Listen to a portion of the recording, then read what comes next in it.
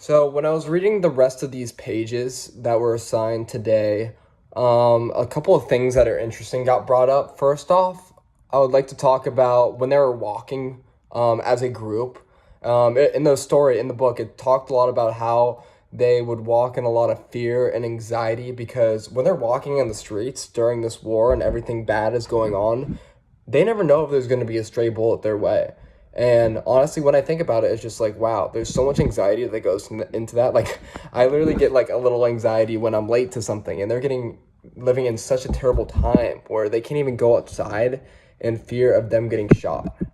So they're almost forced to lock down in their houses and stay a little bit low key so that nothing bad happens to them, which I thought was very interesting because that just shows how terrible of a society they were living in, and just like it makes me feel more bad for them. And honestly, just going back to this point, it just like makes me want to accept refugees into the US to give them opportunities that they didn't have, because that is just, I just feel so bad for them. And another thing, I just want to touch on religion because that's a major theme in the novel. And I kind of learned about Mecca and what that pilgrimage is like. And it's just really a big upbringing to these people. And in the story, they said that they find a lot of happiness and pleasure there. And it just really shows that, like, during times like this, the Syrians could also or always count on God to find some sort of pleasure and happiness in their life, even though there is so much terrible things happening in the world, or not in the world, but in Syria with the civil war.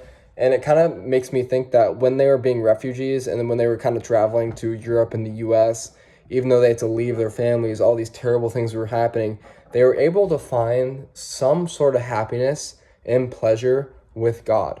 And that just really shows how powerful religion is to these people and how important it is and how important God is in their life. And that's just really what I kind of learned from this short passage of reading as well.